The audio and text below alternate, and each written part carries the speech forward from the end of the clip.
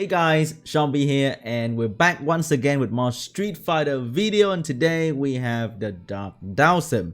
But not only that, I also have the Canadian SeanB over there. What's in love? Hello. Yo, what's up? Hello guys, how are you guys doing today? Alright, before we go into the video, he over there has a giveaway. I told you guys, every time this guy show up on the YouTube video on this channel, he has a giveaway for some reason. So there's a giveaway down there in the description. You're gonna click on the link, you're gonna follow him on social to join. Also subscribe to the SeanB YouTube channel to join the giveaway. Haha. So today we're gonna talk about the Dark Dhalsim because I think he's one of the more interesting one in the lot because he has a very new passive. You wanna talk about that? Yeah, so his passive is super unique. It reads a little bit difficult. A lot of people are kind of like unsure of exactly how it works. So we'll break it down into parts. So the first part is it recovers the attack bar of all allies except for yourself in proportion to the number of harmful effects granted on yourself each turn. So what that means is he gives attack bar to his entire team based on how many harmful effects he has when he takes a turn. So what we know about it is that it gives 10% attack bar per debuff. So that's pretty cool. Actually, a super unique mechanic. It's a very hard to mitigate push, basically. Something else that's cool about it, the second part, this being the super unique part, also ignores all harmful effects, excluding the oblivion effect and inability effects granted on yourself. So there's two parts of this. One, ignores our harmful effects, means harmful effects don't actually have any application to him. So slow debuff doesn't do anything, attack break doesn't do anything, defense break doesn't do anything, right? However, you can oblivion him because it would be broken like a chroma if you couldn't, and inability effects do work. So that means you can stun him, you can freeze him, and you can sleep him, right? I'm not sure if you're able to attack bar push him. I haven't had the chance to test that, so we'll find that out in this video. But I do know, and this is the cool thing that we want to show you, is that bombs do no damage to him. Yeah. Bombs do nothing. This thing is unkillable. When you put a bomb on him, he just yoga his bomb away and it does no damage. It doesn't even stun him after that. I think it can. I think in the video that we watched it resisted, didn't it? No. Or did it say the language was just like the passive text pop up, so no resistance. Oh. That's OP. Yeah, that's actually so cool. It doesn't even like it doesn't do anything to him. So yeah, that's pretty sick. So let's just imagine a simple scenario where you get Ganny Hathor. You probably just sit there like a duck, but with him in the team, you get some extra attack bar whenever he gets the turn. So you kind of get out of it fast. If you fight against a team with multiple debuff like a Rika or Bastet, for example, you get your entire team turn even more with more attack bar. I think that's really cool, and he's super tanky just because defense break doesn't affect him, which means dealing damage on him will be tough if he's built very tanky, which is what we're kind of going for today. I'm going with a double revenge because skill 1 can stun, and nemesis because I want some attack bar with speed, HP, and HP. You should go with defense, huh? It's a defense type unit. Yeah, so with his really low base HP and his really high base defense, I think running at least one defense rune is pretty valuable. The only downside to that is you'll suffer to fixed damage, so like Molong skill 3 and stuff like that. But overall, Dhalsim will really benefit out of having high defense since you can't defense break him. Alright, let's go defense then.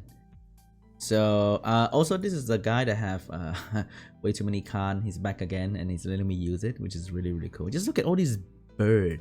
Can't wait to see. I haven't seen anything about this unit before, so can't wait to see this. Okay, so here comes the first turn coming out from Loren. It pushed the attack bar back, and the debuff land on the unit. But for all you guys that are seeing this doesn't change his defense, and I think you can still heal him because none of these. We should test that afterwards. We'll bring something that heals him, that doesn't cleanse. Bring like Fran or something. True. Wait, he didn't get a turn? Oh, he got attacked by pushback. So let's say no immunity here. No immunity. Yeah, no immunity.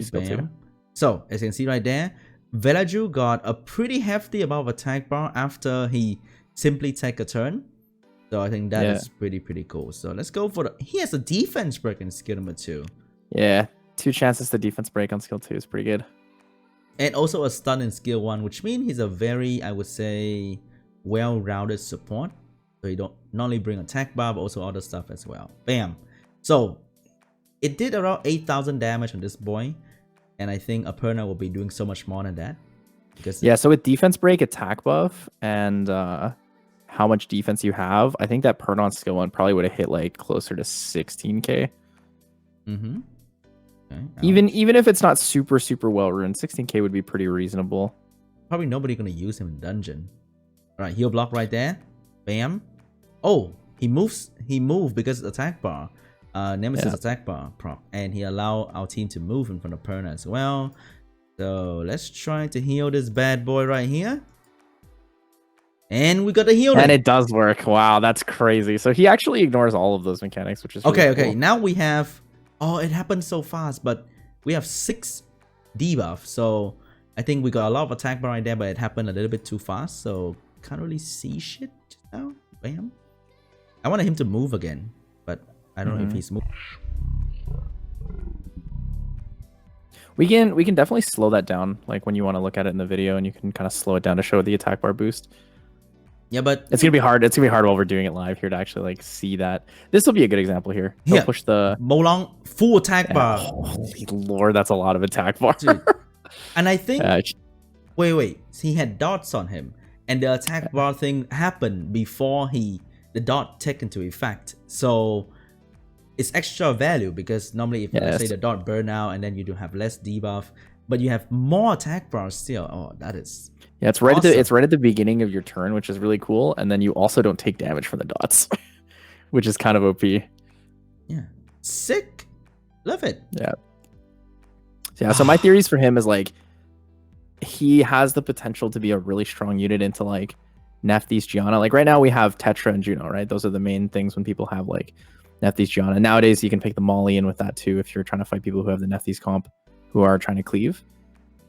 But now we have Dark Dhalsim as another option. We have Dark Dhalsim as well as an option against the Rika teams. So, you know, people who pick like Rika, Gani, Tiana, and Chiwu and stuff like that, and the Belinus.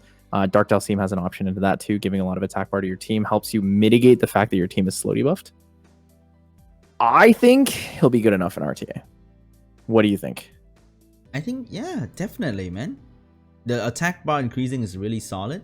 And Rika is a pretty popular unit in RTA as well sometimes. Just debuff in general are very popular. AoE debuff like AoE sleep, stun, all that good stuff. And this guy will allow you to gain extra attack bar while being very hard to kill. And I think that's just awesome that he ignore all of these different kind of debuff. And in guild battle, solid Loren bait, like just so solid. And you can be super tanky, so whoever attack him, because now he's marked with defense break while not actually being under defense break. So he's a marked target that is not easy to be killed. Okay, so we go in, we take the defense break, we take the bomb, nothing happened. We take the bomb damage,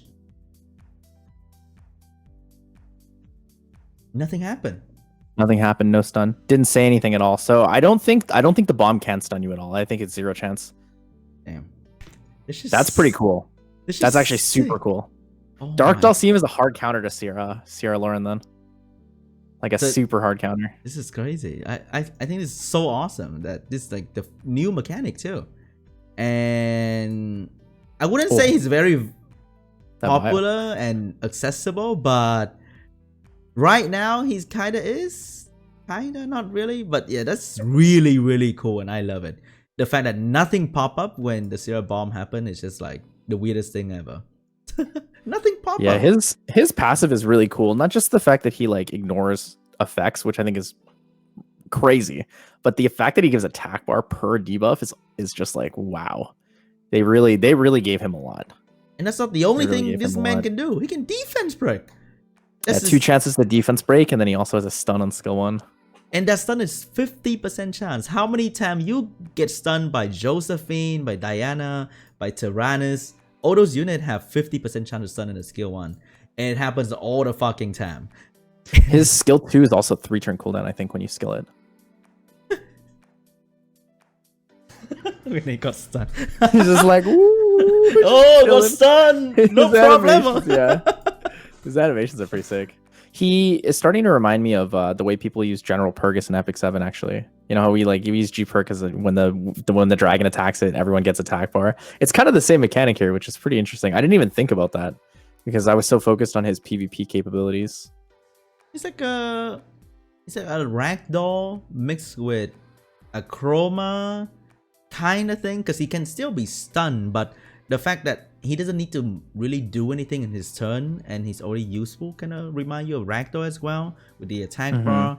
So I think he's a mix between that, but not too strong in both category, because if you don't debuff him, then you know nothing's gonna happen. If you run some sort of damage based team, he does nothing because there's no debuff.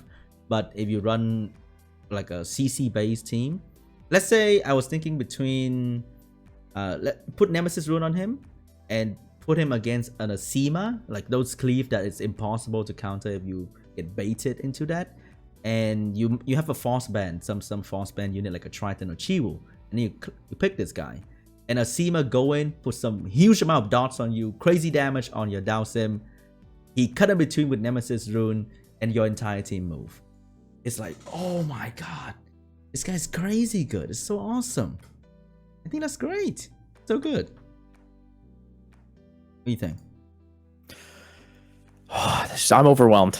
I'm overwhelmed by all the things that he does. Like, he's just so many things in one, and it's just like I'm excited to see some of the top players pull him and just use him in RTA. I want to see. The thing is we have to wait, right? Because he can't use them in RTA until after the collaboration, so we have to wait 2 months. But I look forward to seeing all these new units like Dark Dhalsim, obviously the most OP one, Dark Ryu.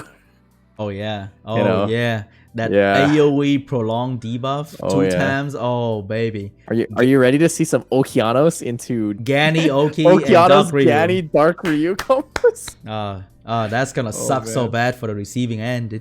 I think the scary thing is if we see somebody that gets a Dark Ryu that has like a Han or something, we're gonna say like Han Wusa, Han Gianna, Dark Ryu. It's gonna be terrifying. That's gonna be absolute terrifying.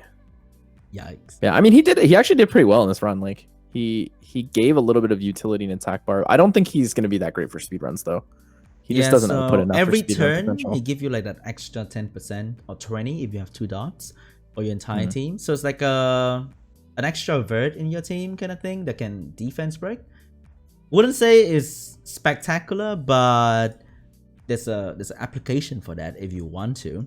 Now the really cool thing would be if you couldn't attack bar reduce him, that would be insanely strong. That'll make him so I'm glad that you can attack bar reduce him. I think that's a pretty fair mechanic. But because I got Nemesis Rune and she can't stun me, I'm moving. I mean, even if she stunned me, I'm moving, and I push the Kamun attack bar, and you know, more protection coming in. Bam. Defense break into a nuke. Yeah, it's pretty nice. Oh, and the violent proc. Oh, the defense break. Dude, like there's so much in this thing. It's so nice. Look at the stun. It's not even skill up, and it happens. It does happen often. And that is just so awesome. I don't think there's any harmful effect rate skill up on his skill 2. I think it's just damage and then cooldown. I think his skill 1. Oh, sorry. Were you talking about the defense break or the stun? I think the stun has a harmful effect rate, but I think the defense. The stun is 30. It gets to become 50. Yeah, it's really cool. Man, I love this shit so much. How can he's they very make good. This kind of thing? If he's immune to you say how could they make this kind of thing, but then Dark Ryu exists, so you're like, you know, this is not so bad, not so bad. Oh, yo, what if that guy got a Dark Ryu in chat right there? Oh, nah, bro. There's no way, right? Nah. Have you seen anyone with a light Ryu yet? Yeah, Reddit. Oh, I mean, besides Reddit, like anyone that you actually know, like in your community or other communities. I still can't believe Rafflemaker got a Dark Ryu. That's crazy. I know, right? I can't believe White Cuz has a light Bison too. Yeah, White Cuz. I've never seen him smile so much. He was so happy. That was awesome. That's super awesome.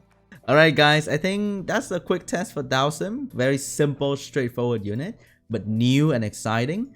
And when you max his skill, look at this. Another 20% stun. When you max skill 2, another... Oh, it does have harmful effect rate. Yeah, another 20% for defense break.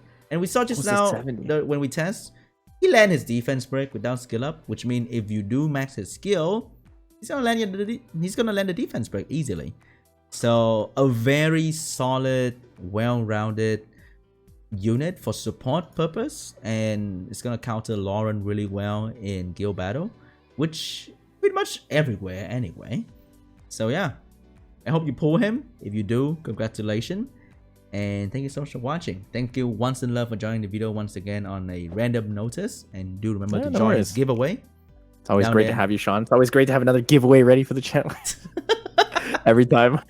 No, I just started the giveaway, and then Sean messages me 3 minutes later. He's like, "You want to do a video?" And I was like, "Wow, this is the ultimate timing moment." Yeah, thanks again for having me on. It's great. It's nice to talk about stuff like this, and especially like the unique mechanics of the units. I'm really looking forward to seeing how we can use them, in a couple months when they're available in RTA. It would be cool if we could get a good availability where we can use our new Street Fighter units, but at the end of the day, it's not really that big of a deal. Anyway, thank you so much for watching. Hope you enjoyed it, and I'll see you guys in the next one. Bye. See ya.